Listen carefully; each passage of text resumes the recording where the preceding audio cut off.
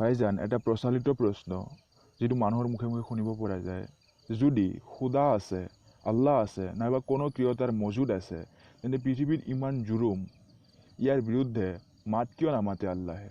কিয়?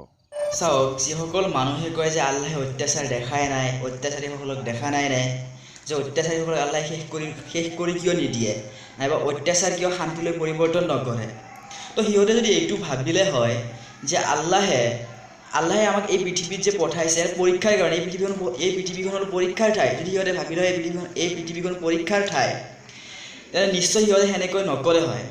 কাৰণ পৰীক্ষাত আমি চাওঁ যে পৰীক্ষাত যদি প্ৰশ্নও দিয়া থাকে, উত্তৰো দিয়া থাকে, তেন্তে সেইটো নিশ্চয় পৰীক্ষা নহ'ব। আমি জানো যে পৰীক্ষাত অকল প্ৰশ্ন দিয়া থাকে আৰু কিছুমান প্ৰশ্ন উত্তৰো দিয়া থাকে, অৰ্থাৎ চাৰিটা পাঁচটা দিয়া থাকে অপশ্যন, তাৰ পৰা এটা ক্লিক কৰিব লাগে আৰু সেইটো শুদ্ধ উত্তৰ হয়। এতিয়া যদি কোনোবা ছাত্ৰই কয় যে নাই, মোক এটাই উত্তৰ লাগিব, মোক এটা প্ৰশ্ন যিহেতু দিছে মোক এটা লাগিব আৰু মই সেইটোতে ক্লিক কৰিম, তো সেইটো পৰীক্ষা নহ'ব।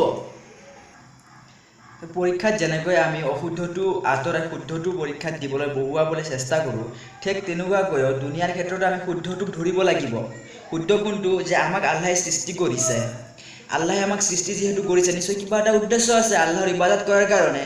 আল্লাহৰ হুকুমসমূহ হুজুৰে পাক সাল্লাল্লাহু আলাইহি ওয়াসাল্লামে দেখুৱাই দিয়া ধৰণে কৰাটোৱেই হৈছে আমাৰ শুদ্ধ, আৰু সেইমতেই যদি আমি কৰিব পাৰোঁ, তেন্তে নিশ্চয় আমি এই দুনিয়াৰ পৰীক্ষাত পাছ কৰিব পাৰিম। আৰু এই দুনিয়াৰ পৰীক্ষাত পাছ কৰাৰ পিছত আল্লাহে আমাৰ কাৰণে ৰাখি থৈ দিছে জান্নাত আৰু জাহান্নাম আল্লাহে আমাৰ কাৰণে বনাইছে। যদি আমি ভাল কাম কৰোঁ, যদি আল্লাহৰ হুকুমসমূহ যদি হুজুৰে পাক সাল্লাল্লাহু আলাইহি ওয়াসাল্লামে দেখুৱাই দিয়া ধৰণে কৰোঁ, তেন্তে আল্লাহে নিশ্চয় আমাক জান্নাত দিব। আৰু যদি আমি হুজুৰে পাক সাল্লাল্লাহু আলাইহি ওয়াসাল্লামে দেখুৱাই দিয়া ধৰণে নকৰোঁ, আল্লাহৰ হুকুমসমূহ নামানো, নিজৰ মতে চলিব চেষ্টা কৰোঁ, আল্লাহৰ হুকুমক যদি আমি নিজৰ হুকুম বনাই লওঁ, হুজুৰে পাক সাল্লাল্লাহু আলাইহি ওয়াসাল্লামৰ তৰিকা যদি আমি নিজৰ তৰিকা বনাই লওঁ, তেন্তে নিশ্চয় আল্লাহে আমাক জাহান্নামত পঠিয়াই দিব। যিয়ে আল্লাহৰ হুকুম মানা নাই, নাইবা যিয়ে আপোনাৰ লগত নাইনচাফি কৰিছে, নিশ্চয় আপোনাক আল্লাহে ইনচাফ দিব। কাৰণ আল্লাহে সূৰা নম্বৰ 99 আয়াত নম্বৰ 7 কৈ থৈ দিছে যে যিসকলে যিয়ে নকৰক কিয়, ভাল কাম কৰিলে সি ভালেই পাব, বেয়া কাম কৰিলে সি বেয়াই পাব। নিশ্চয় পৰীক্ষাৰ ফলাফল, তাৰ কাৰ্যৰ ফলাফল আল্লাহে এদিন তাক দিবই। বন্ধুসকল, আমাৰ জিন্দগীটো খন্তেকীয়া। এটা উদাহৰণ দিলে কথাটো স্পষ্ট হৈ যাব যে সাগৰত যদি আমি এটা বেজী পেলাই দিওঁ, সেই বেজীটোত কিমান পানী উঠি আহিব? এক টোপ পানী উঠিব। আৰু সাগৰত কিমান পানী থাকি যাব? নিশ্চয় সেই সাগৰত যিমান পানী আছে তাতকৈ বহুত বহুত বহুত জিন্দগী আমাৰ আখিৰাতৰ জিন্দগী। তো সেই জিন্দগীটোৰ কাৰণে আপুনি কি কৰিছে? আমি যে এদিন মৰিব লাগিব সেই কথা আমি ভাবাই নাই, যে মৰাৰ পিছত যে আৰু এটা আমাৰ জিন্দগী আছে, সেই জিন্দগীটোৰ কাৰণে আমি কি কৰিছোঁ?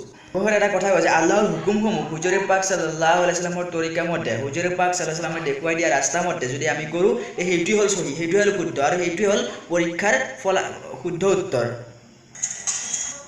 বন্ধুসকল, মোৰ যদি কিবা ভুল হৈছে নিশ্চয় আপোনালোকে শুধৰাই দিব, আৰু যদি ভিডিঅ'টো ভাল লাগিছে তেন্তে আপোনালোকে শ্বেয়াৰ কৰিবলৈ পাহৰি নাযাব। আসসালামু আলাইকুম ওয়া ৰাহমাতুল্লাহ।